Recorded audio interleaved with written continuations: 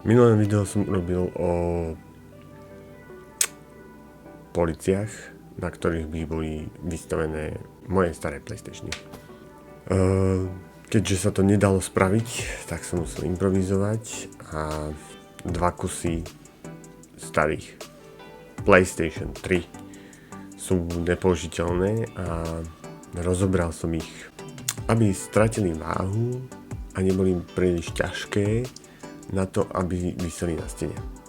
Boli to úžasné roky, čo som prehnal na PlayStation 3, boli tam čo najviac hier, bolo to proste super obdobie na hry. Mám z toho veľmi super zážitky